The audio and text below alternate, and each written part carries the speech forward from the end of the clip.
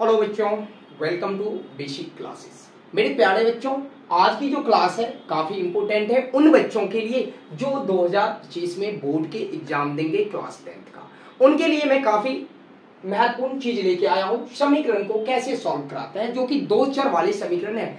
इन समीकरण को आप सॉल्व करा के आसानी से बोर्ड के एग्जाम में 4 नंबर ले आओगे। तो मेरे प्यारे बच्चों, अगर आप चैनल में नए हो तो फटाफट लाइक, सब्सक्राइब और शेयर करना ना भूलें, ठीक है ना। चलिए देखिए, मैं इसे कितने इजी कंसेप्ट से बताऊंगा, मतलब बिल्कुल इजी में बताऊंगा, जो बेसिकली जिन बच्चे को बिल्कुल नहीं पता होगा समीकरण के बारे में वो भी यहाँ से सीख सकते हैं।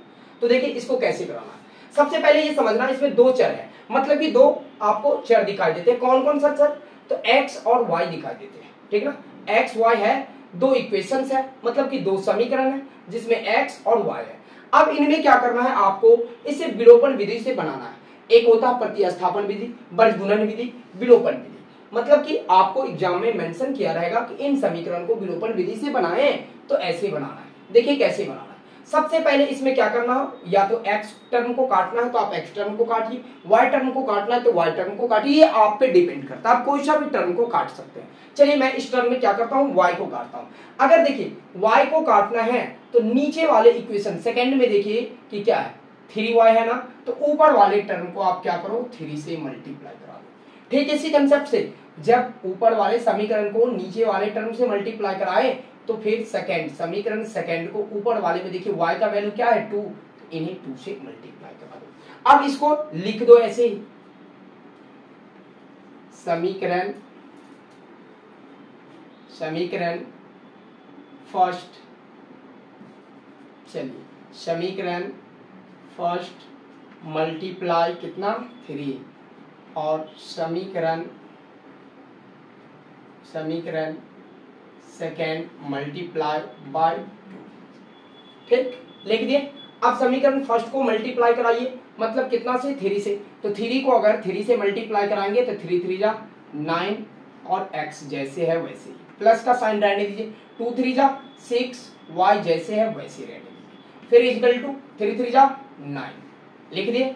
ठीक इसी प्रकार से आप सेकेंड इक्वेशंस को कराइए, किन से, 2 से कराइए। तो 5 को 2 से कराएंगे तो बच्चों क्या होगा, 5 2 जा 10x, प्लस फिर 3 को 2 से कराएंगे तो 3 2 जा 6y, फिर 2 को 2 से कराएंगे तो 2 2 जा 4। थोड़ा सा मेरा कैलकुलेशंस करने का जो अंदाज है ना वो इंग्लिश मीडियम से है, मैं इंग्लिश मीडियम को पढ़ाता हूँ, तो आप लोग ऐसे हिंदी में समझ लेंगे, ठीक ना। 5 दूने 10, 3 दूना 6 एंड 2 दूना 4, ठीक ना। वही चीज मैं कर रहा हूँ। अब इसको क्या करना है, आपको काटना है। तो देखिए अब ध्यान से देखिए बच्चों, ये क्या है, प्लस में, ये भी प्लस में, आपको काटने के लिए माइनस तो करना पड़ेगा, प्लस रहेगा तो माइनस, प्लस रहेगा तो माइनस।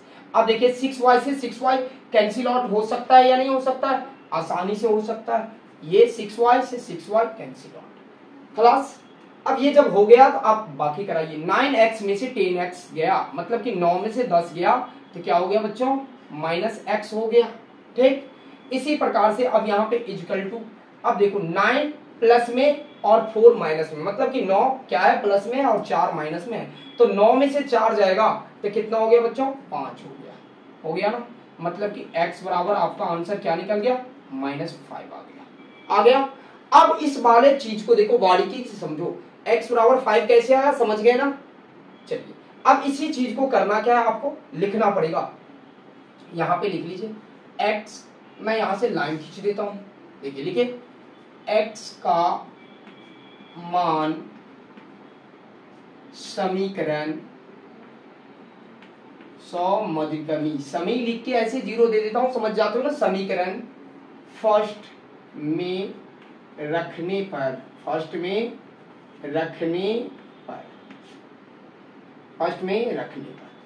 में सेकेंड में किसी में भी आप रख सकते हो, आपकी मर्जी, लेकिन इजली वाले टर्म में रखो। मैंने 5 फर्स्ट वाले में रख दिया, कोई दिक्कत नहीं है। देखिए तो फर्स्ट इक्वेशन आपका क्या है, मतलब फर्स्ट समीकरण क्या है, 3x plus 2y equal to 3, यही है फर्स्ट समीकरण।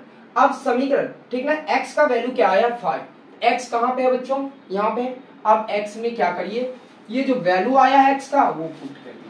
ठीक, पुट करने का मतलब मल्टीप्लाई करा दीजिए। तो मल्टीप्लाई कितना से कराना है, तो -5 से कराना है, मतलब -5 से मल्टीप्लाई कराना।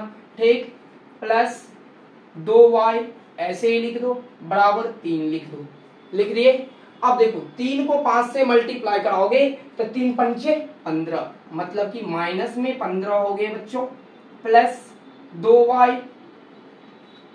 अब बराबर 3 हुआ कि नहीं हुआ। अब 2y बराबर क्या हो जाएगा, 2y बराबर 3। और ये देखिए जब भी ये बाय ट्रांसपोजिशनिंग मतलब कि ये इक्वल टू को पार करेगा, मतलब बराबर को साइन को कोई भी नंबर पार करेगा तो माइनस में रहेगा तो प्लस हो जाएगा, प्लस में रहेगा तो माइनस हो जाएगा, ये रूल्स है और ऐसे ही होते हैं। तो देखिए जब भी ये इधर आएंगे तो है किसमें, ये माइनस में, लेकिन इस इक्वल टू को पार करेगा तो जैसे ही बच्चों इस इक्वल टू को पार करेगा तो माइनस रहेगा तो प्लस हो जाएगा, +15। कोई दिक्कत नहीं ना। अब देखिए यहाँ पे 2y बराबर क्या हो गया बच्चों, 18 हो गया। अब y बराबर क्या हो गया मेरे प्यारे बच्चों, 18/2 हो गया। अब इसको आप कैंसिल आउट करा दो तो 2 9 जा 18, मतलब कि आपने y बराबर कितना वैल्यू निकाल लिए, तो 9 निकाल लिए। आपका आंसर क्या निकला, x बराबर क्या आया, वो x बराबर आ गया आपका -5 और y बराबर क्या आ गया 9। यही दो आपको आंसर है और इन दोनों आंसर अगर आप निकाल दिए तो आपको आसानी से 4 नंबर मिल जाएंगे बोर्ड के एग्जाम में। तो बहुत इजी कंसेप्ट से मैंने आपको बताया, बिल्कुल जीरो से। तो बच्चों मैं उम्मीद करता हूं ये आप काफी अच्छे से सीखे होंगे। तो इस प्रकार से आप इस क्वेश्चंस को क्या करा सकते हैं, सॉल्व करा सकते हैं। कैसे, तो विलोपन विधि से, ठीक ना। चलिए अब मैं नेक्स्ट वीडियो में आपको मैं बताऊंगा, ठीक ना, अगले प्रतिस्थापन विधि से कैसे सॉल्व कराते हैं। अगर आपको मेरे द्वारा बताए हुए चीज अच्छे लगते हैं तो सेशन को लाइक और सब्सक्राइब कर दें और मैं तमाम 10th का VVI मैथ्स का क्वेश्चन लाऊंगा।